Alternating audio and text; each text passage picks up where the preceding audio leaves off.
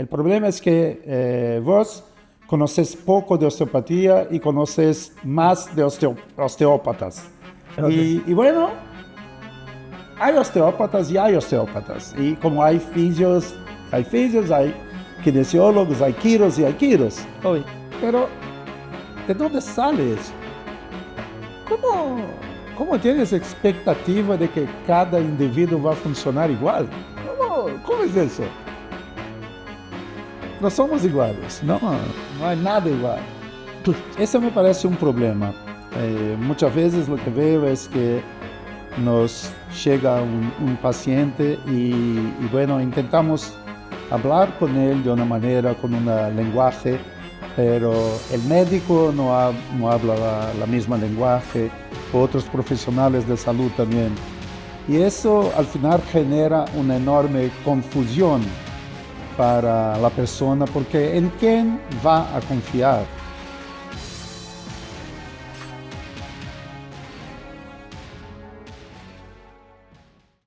Dan Pildailwasser. No sé si lo pronuncié bien. Después me dirás vos. Dan, te graduaste en el año 79, si no me equivoco y si no me mintió la internet, en Río de Janeiro. Desde ahí hasta acá han pasado varios años. Y en la fisioterapia han pasado muchas cosas. Pero de eso quiero que me cuentes. ¿Cómo fueron aquellos primeros años? Y corregime si me equivoqué en cómo pronuncié tu apellido y si te graduaste en esa época. Bueno, soy Pilderwasser, el Wasser por agua Okay. en alemán. No tengo parientes alemanes. No, mis abuelos llegaron a Brasil de Rusia y de Polonia. Okay. Pero es Pilderwasser. Y sí, me gradué en Río de Janeiro en 79. Entonces, lo que significa que son 46 años de graduación en diciembre. Wow. Exactamente. Wow. Sí. Una vida, porque yo tengo 40. Sí, es una vida y que, bueno, hoy en día lo que siento es que está pasando súper rápido y me preocupa muchísimo eso. Si voy a tener tiempo para todo lo que quiero. Okay. Pero sí, es una vida, pero pasa muy rápido. Entonces, una de las cosas que es importante comentar es que pasa muy rápido. Y si esperamos demasiado para hacer las cosas, no vamos a hacerlas. Y ese es un problema, ¿no? Porque en la fisioterapia creo que hay cosas que ya cambiaron, pero en las instituciones, en la práctica, no han cambiado y se está esperando mucho. Pienso que hay un problema. Muchas veces hablamos de la fisioterapia, pero estamos hablando de cuidados en salud. Oh. Y bueno, cada vez más deberíamos nos preocupar en el aspecto multiprofesional y que trabajamos en equipo y que hay un objetivo común que debe ser cambiar la vida de la gente que nos busca para ayuda. Y eso me parece un problema. Muchas veces lo que veo es que nos llega un paciente y bueno, intentamos hablar con él de una manera, con un lenguaje, pero el médico no habla la misma lenguaje, otros profesionales de salud también.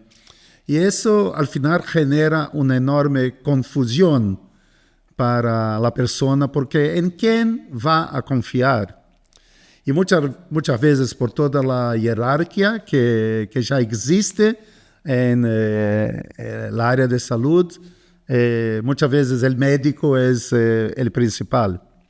Y claro, puede haber una distancia intelectual, filosófica entre los diferentes profesionales del área de salud. Y no estoy hablando que el médico, claro, sabe más, porque no.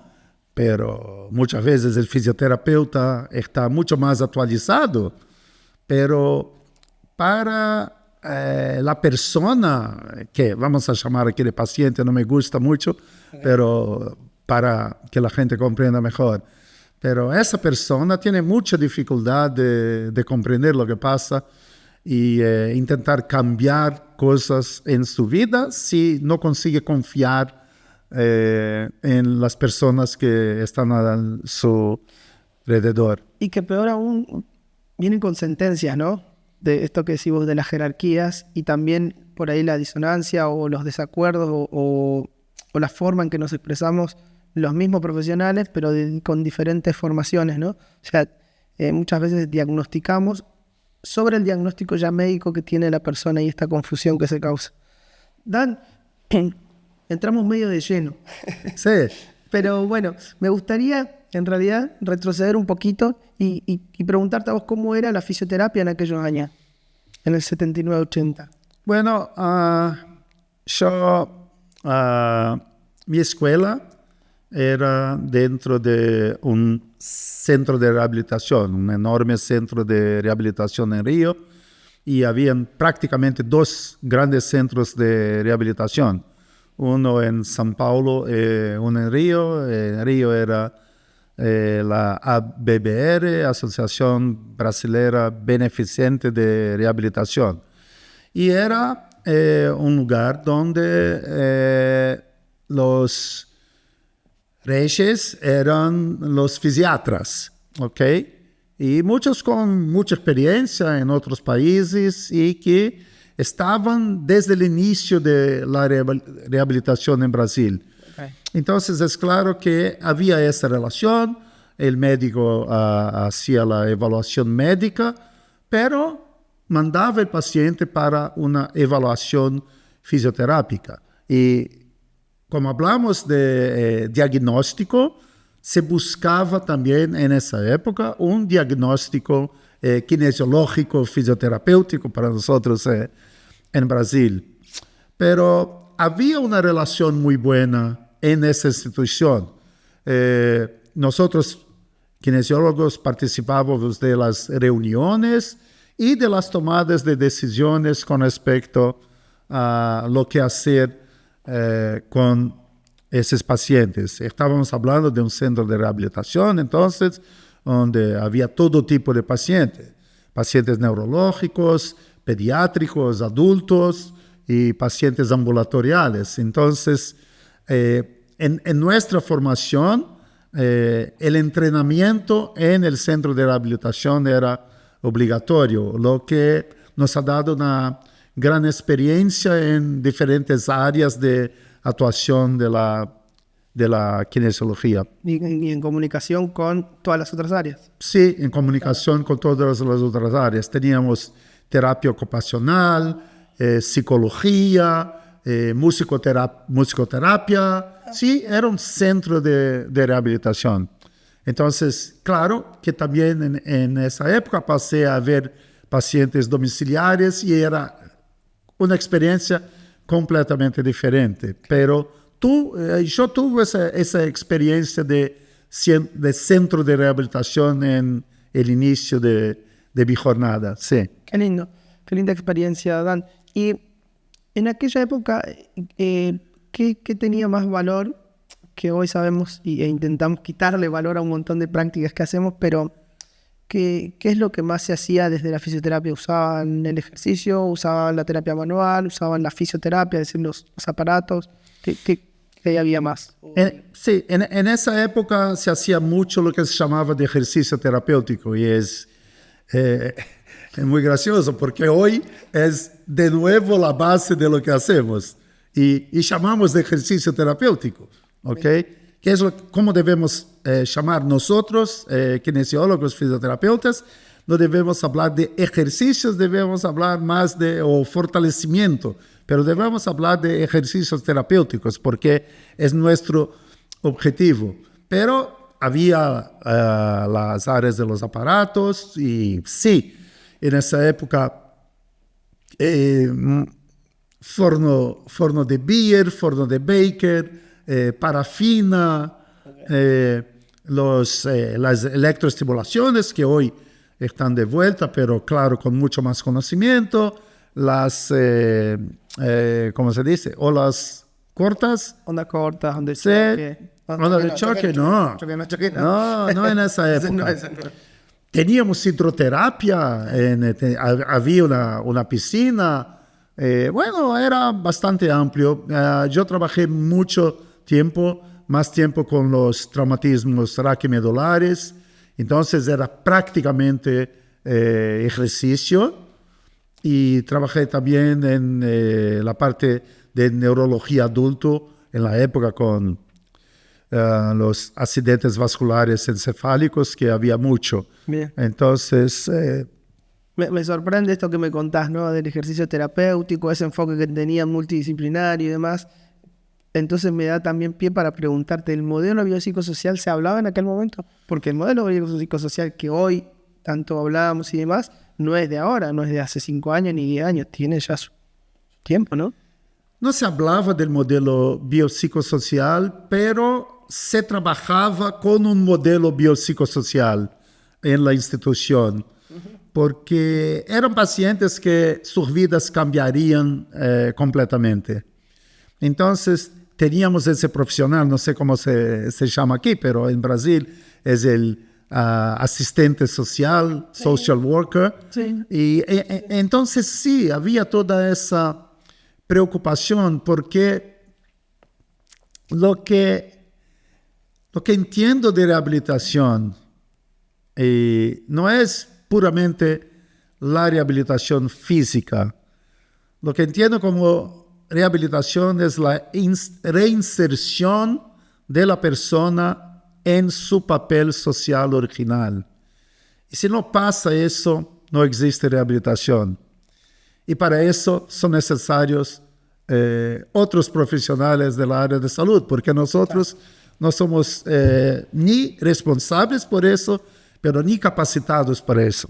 Totalmente, totalmente. Creo que hoy hablamos mucho de esto, ¿no? De que nos vamos a quedar cortos y entender del modelo biopsicosocial, entender de la comunicación, de la educación y demás, no es muchas veces, porque muchas veces se confunde, ¿no? Vos estás haciendo psicología con la escucha activa y la educación. No, se trata justamente de escuchar cuál es la problemática, cómo afecta a esas esferas sociales Exacto. y demás, y también tener las herramientas necesarias para poder parar las antenas y decir, bueno, quizás necesitamos apoyarnos en el área de psicología o quizás de otras áreas y demás, ¿no? Para poder cumplir esto que vos mencionás, de que esa persona vuelva a su vida, vuelva a ese rol social. Sí, hoy, bueno, lo que veo también con mucho problema es, bueno, la necesidad de sobrevivir y las dificultades financieras y todo lo más hacen muchos profesionales de salud un poco extrapolar de su territorio profesional y invadir otros territorios. Y eso me parece que es una cosa muy común hoy en día. Okay. Y no sé si la gente no lo percibe o si la gente percibe, pero no les importa exactamente. Entonces, bueno, es un momento de autocrítica. Me parece que todas las profesiones del área de salud deberían hacer y ver si están respetando no solamente su propio territorio profesional, pero el territorio profesional de los vecinos, lo que sería muy, muy importante. Sí, coincido con vos y creo que muchas veces estas formaciones que justamente dan estas herramientas para la nutrición y algunos otros aspectos, creo que no me parece que estén mal, digo, como nosotros como profesionales, hacernos de esa información, pero vuelvo a repetir, para tener la herramienta necesaria para derivar, ¿no? No para actuar, digo, no para nosotros hacer dietas o algún tipo de intervención psicológica o ese estilo, ¿no? de tratamiento. Sí, bueno, hoy vemos un montón de situaciones y para mí también, yo no sé exactamente cómo las personas consiguen ponerse a la altura de los conocimientos, de tanto conocimiento. Cuando vemos muchas veces hoy hay una inmensa población de mayores, inmensa, que tienen un montón de problemas. Y lo que veo mucho es un montón de mayores con sarcopenia. Perfecto. Y bueno, tenemos que identificar ese tipo de problema porque no vamos a conseguir dar ejercicios para esa gente sin un soporte, por ejemplo, médico, nutricional y todo más. Totalmente. Entonces necesitamos de la capacidad de percibir ese tipo de cosas. Pero, por otro lado, la presión profesional de saber tanta cosa, de leer tantos artículos por día, nos impide muchas veces de observar un poco lo que está en la periferia. De lo simple. Sí, y ahí no percibimos algunas cosas muy importantes, porque estamos corriendo tanto atrás de tanta tecnología, de tanto conocimiento y exactamente algunos aspectos más personales de observación, de lo que nos dice el paciente, del proceso de escucha activa. Sí, se puede perder y bueno, no es bueno. No, bueno, pero gente como vos y otros colegas que creo que hoy están haciendo mucho ruido al respecto y están llevándonos esto de la importancia de ver quizás a las personas, de entender que muchas veces el problema de esa persona no tiene que ver quizás puntualmente con un tejido, una estructura, sino que muchas veces está condicionado por un montón de factores, ¿no? Y que tienen que ver con esto, ¿ah? Sí, mira, ese es muy antiguo y muchas veces cuando tengo amigos, por ejemplo, que siempre son muy críticos con respecto a la osteopatía. Y, por ejemplo, estoy de acuerdo con un montón de cosas, pero hay muchas cosas increíbles en la osteopatía. Entonces, en 1876, bueno, Andrew Taylor Still ya hablaba de cuerpo, mente y espíritu. Bueno, estamos hablando de contextos biopsicosociales. Bien. Ya pensaba en eso la época cuando pensaba en enfermedades, en problemas, pensaba en la parte contextual. Entonces, nada es nuevo, las cosas existían. El problema es que muchas veces, hay mucha novedad y nos olvidamos que hay cosas que eran antiguas y eran buenas también. Pero qué bueno que estamos hoy en día bien en el concepto biopsicosocial, la mayoría de las veces, y mejor con lo que llamamos del abordaje centrado en la persona, Bien. que eso me parece tremendamente importante. Y el abordaje es centrado en la persona, el abordaje no es centrado en nuestras ideas, en nuestros sesgos, en nuestras creencias. Entonces, todo eso sí es importante y existe, pero la persona es el centro. Totalmente, ¿no? Tomar decisiones compartidas con la persona. Exacto. Cobra un rol activo. Exacto. Dan, retomo lo que decías de osteopatía, ¿no? Porque, bueno, yo me formé en osteopatía, hice mis 5 años y demás, y yo creo que la osteopatía a mí me abrió un montón de cuestiones, un montón de caminos dentro de la terapia manual, la observación del paciente y demás. Pero creo que esto que decimos, ¿no? de las críticas que se hace a la osteopatía, tienen que ver con quizás esa narrativa que se sigue usando hoy en día, que tiene, como decís vos, viene de aquellos años, y que quizás terminan de alguna manera encontrando más problemas de los que traen las personas, que ya son muchos y bastante jodidos en algunos casos, ¿no? Sí. Creo que por ahí es la crítica más grande que yo le puedo hacer hoy a la osteopatía, más que la terapia manual, en sí la narrativa, digo, cómo explicamos eso que encontrábamos. Sí. Si llegaste hasta acá, por favor considera suscribirte. Solamente te va a costar un clic y a mí me ayuda un montón para seguir creciendo y generando contenido. De esta manera poder hacer mi pequeño aporte a la fisioterapia. Muchas gracias. Tengo amigos y muchas veces comento con los amigos, mira, el problema es que vos conoces poco de osteopatía y conoces más de osteópatas. Y bueno, hay osteópatas y hay osteópatas. Y como hay fisios, hay kinesiólogos, hay quiros y hay quiros. Pero tenemos hoy una organización internacional, la más importante de la osteopatía, que es la OIA, la Osteopathic International Alliance. Y lo que es increíble, y eso es algo que me encanta, en la OIA están los osteópatas médicos, Sí.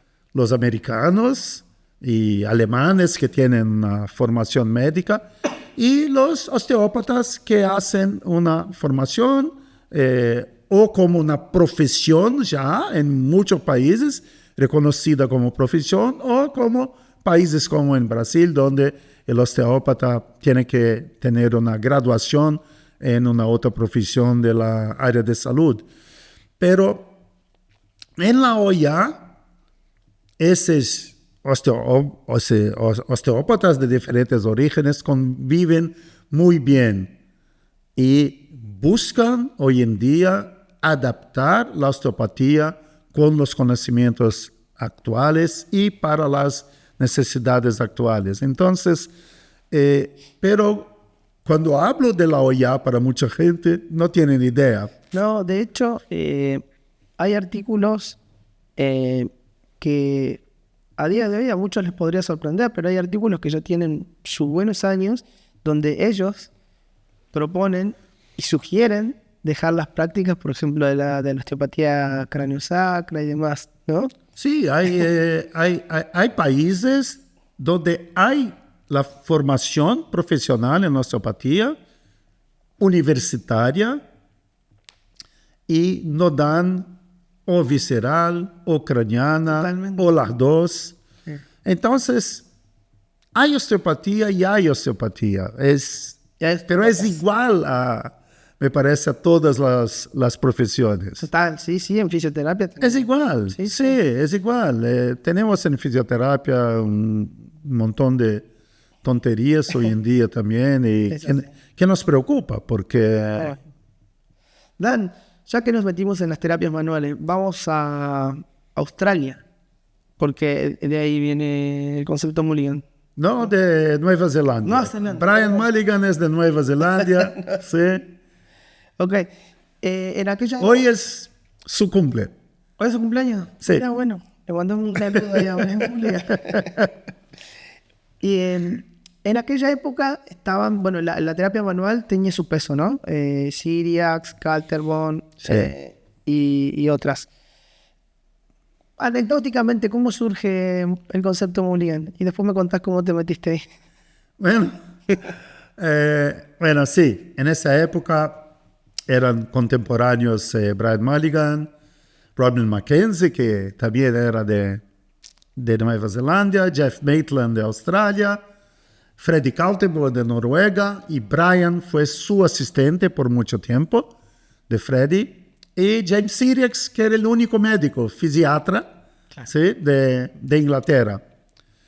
Y claro, todos tenían influencias ya de las escuelas osteopáticas, de la quiropraxia, de David Palmer, y de la osteopatía médica, de los hermanos Menel, y bueno, interactuaban, es claro, interactuaban y tenían muchas influencias.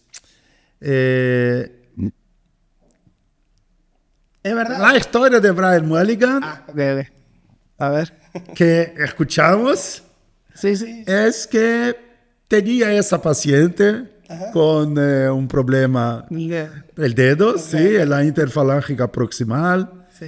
y la estaba tratando como siempre con las técnicas de Kaltenborn, todo pasivo. Y Brian, no sé si hoy en día, porque hoy no trabaja más, pero era obsesivamente puntual. Ok. Obsesivamente. Y en ese día estaba en la clínica esperando a un paciente que estaba retrasado Y bueno, pensó que el paciente no llegaría y llamó a la señora. Y empezó a atenderla. Pero le llaman de la recepción diciendo que el paciente retrasado llegó y bueno, tenía unos 10 minutos y Brian se puso a tratarlo, pero súper enojado con la situación, súper. Okay. Y cuando el paciente se fue, Brian volvió para ver a la señora, pero estaba súper enojado. Y ahí tomó el dedo de la señora, Sí. hizo un deslizamiento, una fuerza en la dirección medial, en la falange proximal, y le dijo a la señora, ok, puedes mover ahora, flexiona. Y la señora está flexionando. Intenta hablar con Brian, y le llama Brian. Y Brian, palabras de Brian, ok.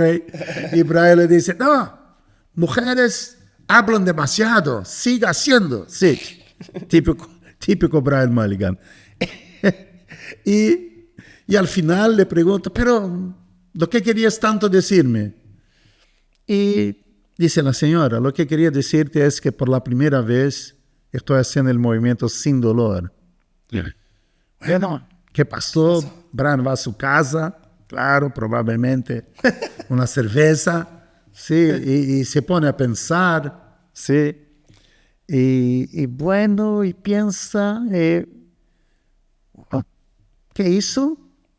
Yo hice una fuerza pasiva y pedí el movimiento activo. Movilización con movimiento. Es la historia que se cuenta. Esa es la historia que se cuenta. Y a partir de ahí empezó a utilizar... No sabía de los detalles. Esos detalles de la cerveza. Probable, muy probable, porque sí, Brian Bueno. siempre sí. Bien, Dan, ¿cómo te acercás al concepto y cómo llegás después a ser docente y hoy un referente, no? Bueno, mi primera experiencia con el concepto fue en los años 70, porque yo recibí el periódico Physiotherapy de Inglaterra, y en las últimas páginas del periódico habían siempre promociones de cosas, de cursos, de equipos, y bueno, estaba ahí.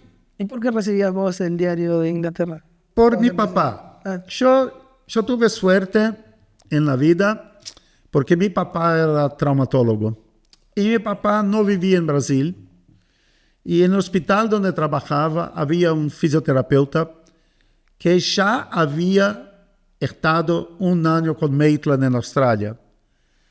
Y hablaba con mi papá y sabía que yo estaba estudiando, me graduando en fisioterapia. Y decía mi papá, tienes que comprar libros para él, libros de terapia manual. Entonces mi papá me envió, tengo libros de los años 70 de Maitland, Mira. de manipulación vertebral y manipulación periférica, libros de Syriax, toda esa época.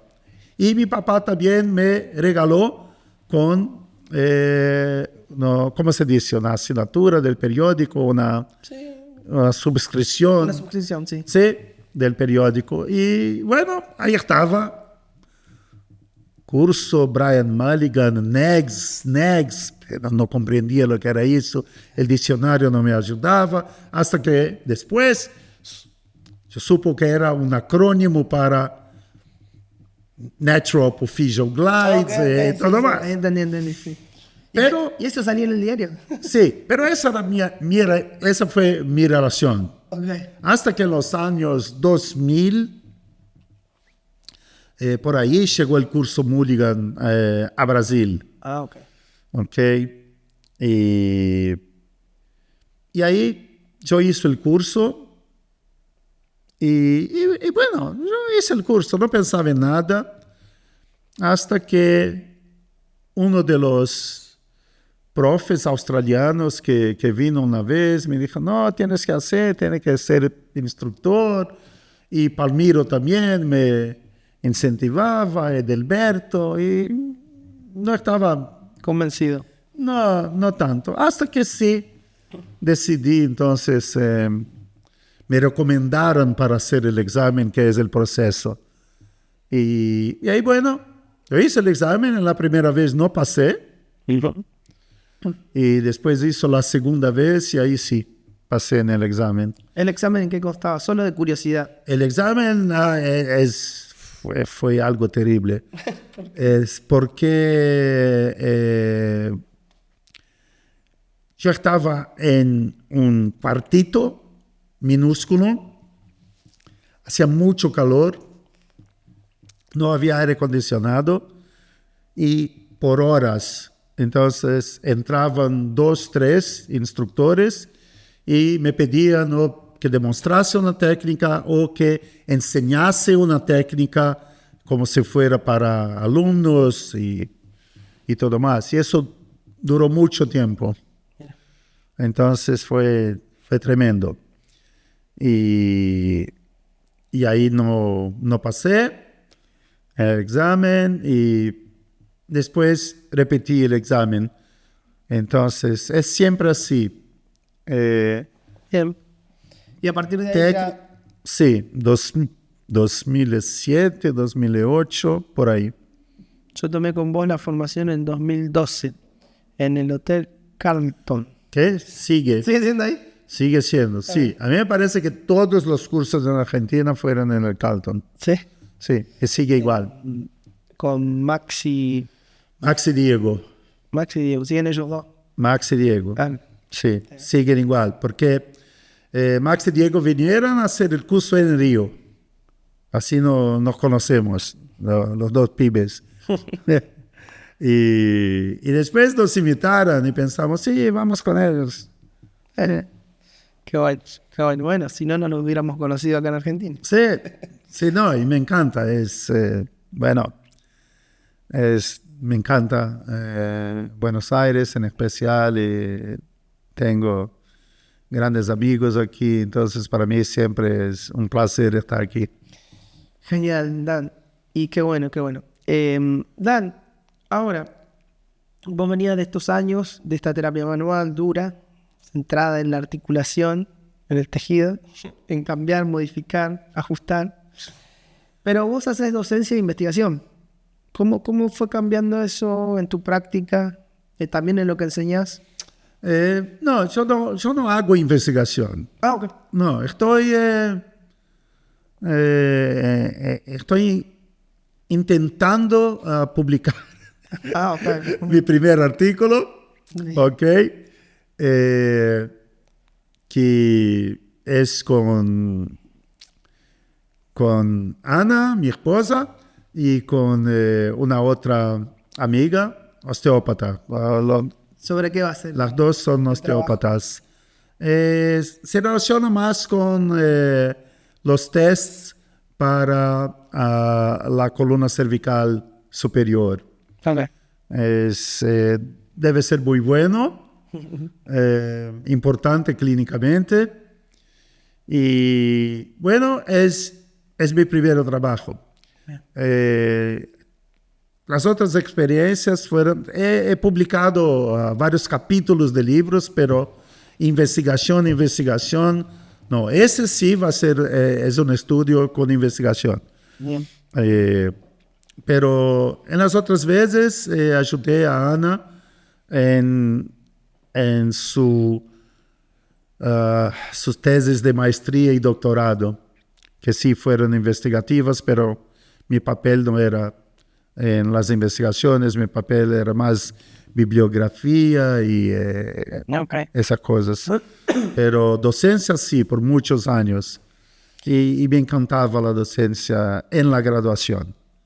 No en el posgrado, pero en la graduación sí. Okay. Dan, y a lo que iba, esto, que sos un tipo, bueno, estás haciendo ahora un trabajo, has estado con tu pareja, sos un tipo que estás actualizado.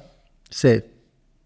Pero no es lo más común encontrarnos con colegas que han transitado la profesión, que se hayan adaptado de esta manera, que hoy hablan de esto, ¿no? De una fisioterapia centrada en la persona, del modelo biopsicosocial y demás.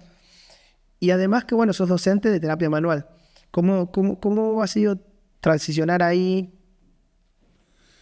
Bueno, yo comprendo la pregunta y comprendo la dificultad de mucha gente. Bien. Pero para mí yo pienso que solo me ayudó. Me tornó la vida más fácil. ¿Ok? ¿Por qué? ¿Por qué es más fácil? Yo he escuchado algunas cosas que de otros colegas. Porque me parece que estamos viviendo un momento que se relaciona más con la realidad de la vida. Decir no sé cuando no sé. No hay nada mejor que eso. ¿Ok? Si un paciente me pregunta, pero lo que me duele y no sé, le voy a decir, mira, no sé. Las evidencias científicas nos muestran que en 85% de los casos, por ejemplo, del dolor lumbar, hay causa, claro que hay, pero no la sabemos.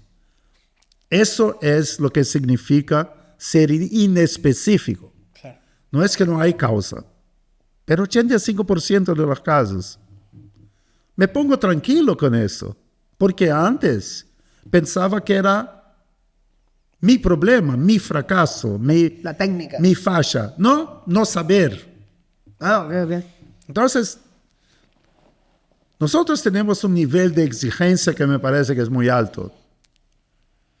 Y cuando constatamos que no, la ciencia es así, la ciencia nos muestra que no sabemos mucha cosa y está ok, bueno, me parece mejor. Entonces, 46 años de profesión, estoy acostumbrado con cambio de paradigmas. Cambio de paradigmas no es nada nuevo. ¿Y por qué? Porque me mantengo actualizado. Entonces, yo hago cursos todos los años. Me contaste que ahora te vas a Chile. Sí, me voy a Chile ahora para hacer un curso. Sí, hago cursos todos los años. Ya hice un curso en Río este año, solo de tendinopatías, con un brasilero increíble que es Rodrigo Scatone, que es una de las principales autoridades de tendinopatía hoy en día, y me encanta hacerlo, y me encanta. ¿Y por qué? Porque quiero exactamente estar actualizado, porque eso me da más seguridad y, claro, me permite que voy a ayudar más a las personas. Pero esos cambios de paradigma para mí fueron muy fáciles. Pasar de un modelo centrado en la estructura para un modelo centrado en la persona no duele, no pasa nada, es tranquilo. Qué lindo. Porque te adaptas, ¿ok? La idea de que no voy a crear dependencia para el paciente es algo Y a nosotros importante. mismos. A nosotros mismos, ¿no? Porque escuchaba, no me acuerdo con quién hablaba, pero me gustó mucho y me dejó pensando esto, ¿no? Que cuando empezamos, cuando nos actualizamos, cuando entendemos el modelo, la salud basada en evidencia, nos despoja, nos hace libres y no tenemos que estar defendiendo dogmas, escuelas, métodos, ¿no? Y si hay algo que en 2 o 3 años cambia, no hay problema, no pasa nada. Y yo digo a las personas, hacer práctica basada en evidencia es para nuestra protección. A ver, explícalo eso, por favor. Si pasa algo, el paciente, de alguna manera, te procesa por algo, bueno, tu defensa es que lo que estoy haciendo está de acuerdo con las evidencias, está de acuerdo con los guidelines. Genial. No estoy haciendo nada que está prohibido, no está indicado. Claro, resultados no podemos garantizar, pero la intención es la mejor. Me encantó. Creo que es una buena razón, o una sí. buena razón más Sí, para esto, ¿no? esa es, sí, debería ser suficiente. Me encanta. Sí, debería ser. Dan, ¿cómo ves? Hace un rato hablabas, ¿no? De que muchas veces nos encontramos, ¿no? En la exigencia de esto, de aquello. Pero en la realidad también es que está sucediendo, digo, la evolución de la tecnología, la inteligencia artificial y demás. ¿Cómo ves eso? ¿Cómo ves a la fisioterapia en un futuro? Que pasa rápido. Sí, no, pasa muy rápido y mira, nadie pudo prever lo que estamos pasando hoy en día con esa velocidad. No. Nadie, ¿ok? Cuando hubo la pandemia, solo pensamos en los problemas. Pero ¿cuántos cambios ocurrieron por la pandemia? ¿Cuántos cambios de comportamiento? En todos los aspectos. Sí. ¿Ok? De la educación, del trabajo, de trabajar de manera remota. Sí. ¿Quién pensaba que sería posible? Entonces, si vamos a jugar ahora de hacer predicciones futuras, bueno... Sentite libre.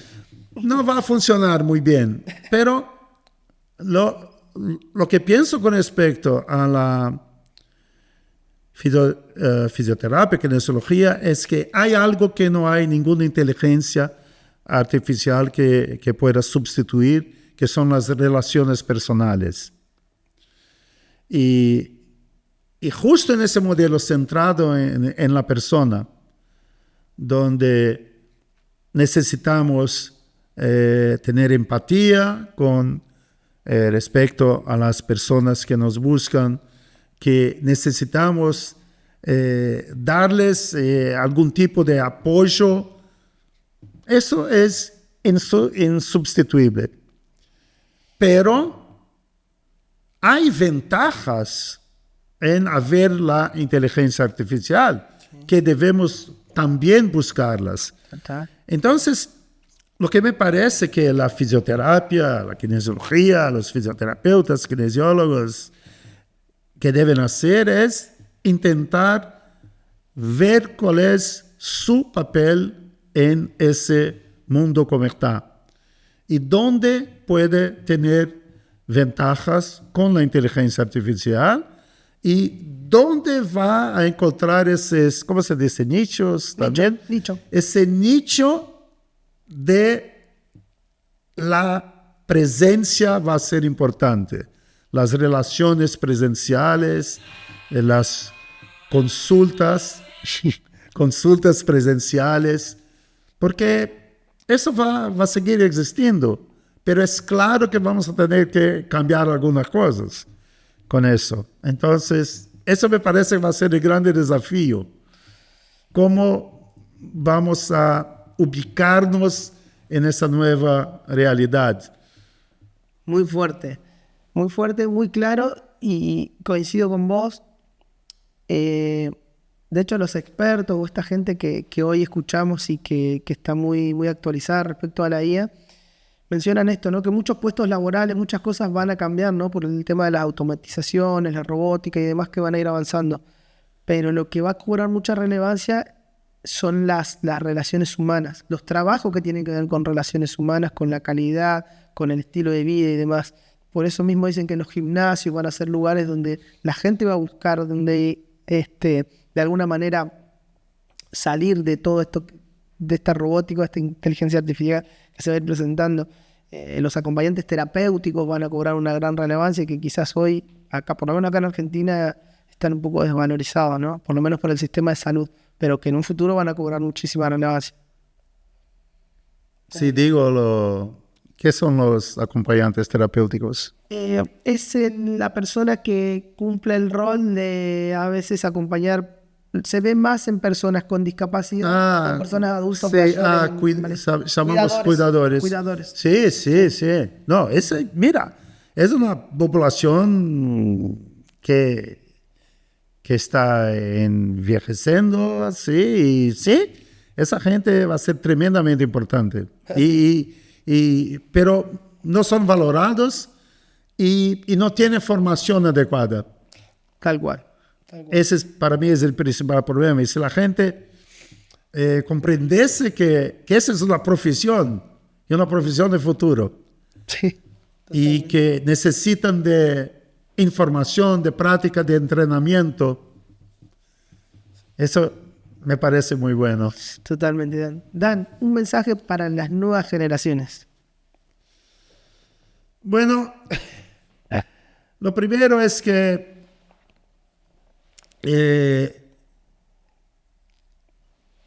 escojan lo que quieren hacer. Y bueno, y eso mucha gente no tiene esa oportunidad. Entonces, escojan lo que quieren hacer y principalmente de acuerdo con el camino que parece que las cosas y el mundo está tomando. Entonces, a mí me parece que los jóvenes deben informarse con respecto a las profesiones del futuro que tienen más probabilidad de ser necesarias, de ser fundamentales. Okay, entonces eso podría ser un buen camino, pero eso es algo que debería empezar en las escuelas ya con los niños, ese tipo de información. A mí me parece que es fundamental. Después, que no esperen tanto tiempo para empezar a hacer las cosas, porque el tiempo pasa y pasa muy rápido. Y después se puede arrepentir de todo lo que no hiciste. Y no hay más tiempo, no hay más oportunidad, no hay más salud, no hay más plata, no hay un montón de cosas. ¿Ok? Entonces, mi recomendación es que no pierdan tanto tiempo de manera no tomar decisiones importantes. Entonces, es eso. Eso me parece una buena idea. Muchas gracias, Dan. No, a ti. Muchas gracias. Un gusto. Ok. Y un gran abrazo para todos los amigos aquí de Argentina y de Sudamérica en general. Gracias. Qué bonito. Buenísimo. Sí, sí.